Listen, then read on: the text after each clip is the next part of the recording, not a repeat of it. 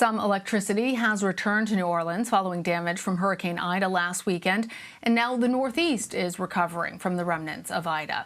At least 47 people were killed when the storm slammed the region Wednesday night. In fact, it was actually the first time that the National Weather Service ever issued a flash flood warning for New York City. Several tornadoes tore through multiple homes in southern New Jersey, and estimated wind gusts of up to 150 miles per hour were reported. For more, I want to bring in CBS News senior White House correspondent Weijia Jiang. Weijia is also moderating this Sunday's Face the Nation. Weijia, you're going to have New Jersey Governor Phil Murphy on your show. What do you want to ask this local leader about these recovery efforts?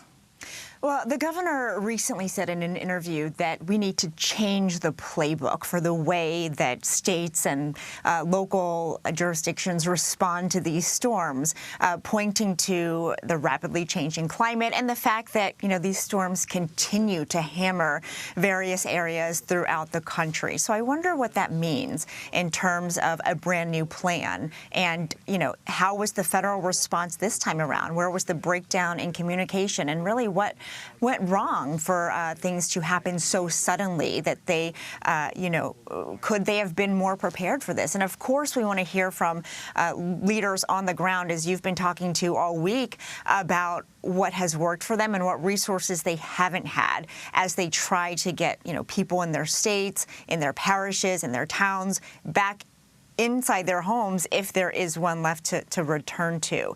And so I think just a better understanding of what worked and didn't, so we can start thinking about future responses, will be helpful.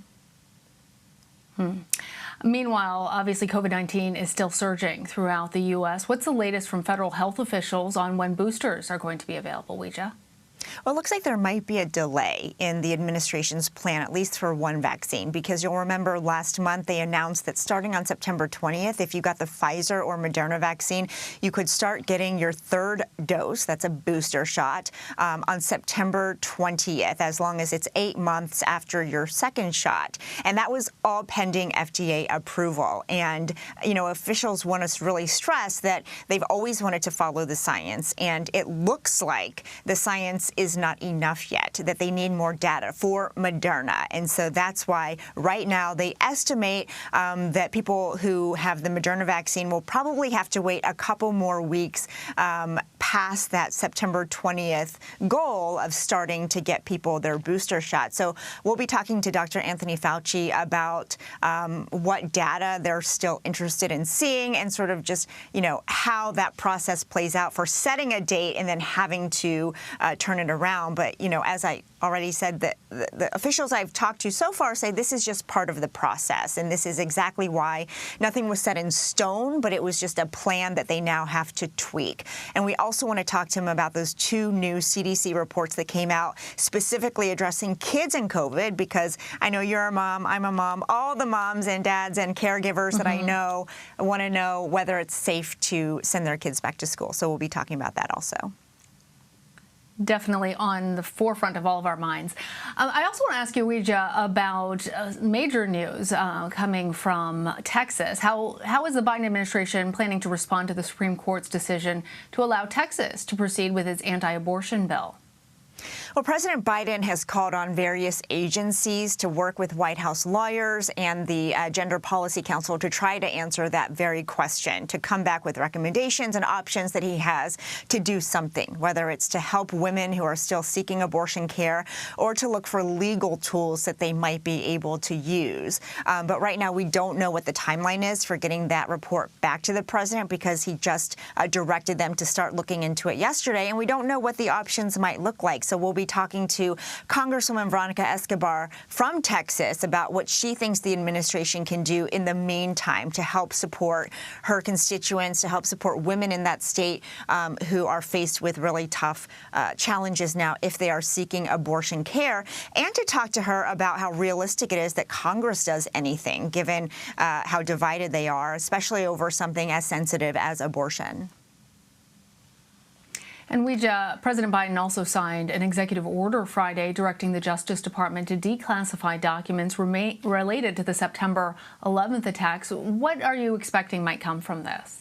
So these documents will be released over the course of the next 6 months, and we don't really know exactly what we will learn because we have to wait for them to come out. What we do know is that families of victims have long been pushing for these documents to be declassified because they have a lot of questions about whether there was any involvement from Saudi Arabia.